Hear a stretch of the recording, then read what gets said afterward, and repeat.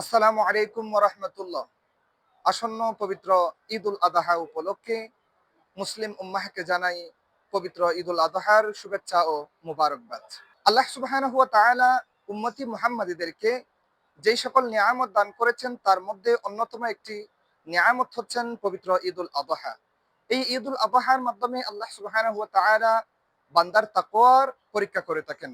আল্লাহ সুবহানাহু ওয়া তাআলা ইরশাদ করেছেন, লান ইয়ানালাল্লাহা দুহুমুহা ওয়ালা দিমাউহা ওয়ালাকিন ইয়ানালুহুত তাকওয়া মিনকুম।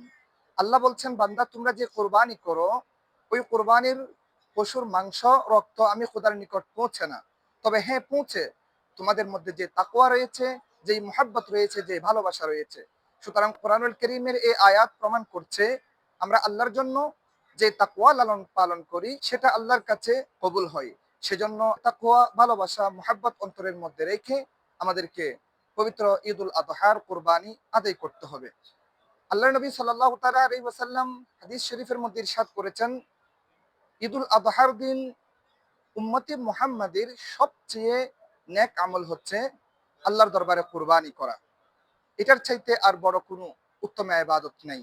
সেজন্য পবিত্র ঈদুল আযহা এটি উম্মতে মুহাম্মাদের জন্য গুরুত্বপূর্ণ একটি ইবাদত।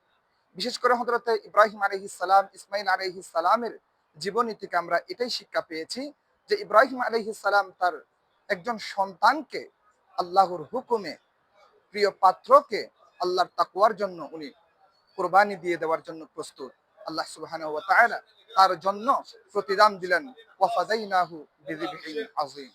তাই আসুন আমরা আল্লাহর তাকওয়া, ভালোবাসা অন্তরের মধ্যে রেখে আমরা আল্লাহর সন্তুষ্টির জন্য পবিত্র ঈদুল আযহা আদায় করি এবং সমাজের গরিব দুঃখী অসহায় যারা রয়েছে তাদের সবাইকে তৌফিক অনুসারে সাহায্য এবং সহযোগিতার হাত বাড়িয়ে দিই। আল্লাহ সুবহানাহু ওয়া তাআলা আমাদের সবার পবিত্র ঈদুল আযহাকে কবুল আর মঞ্জুর করুক। আমিন বিরহমাতিকা ইয়া আরহামার রাহিমিন।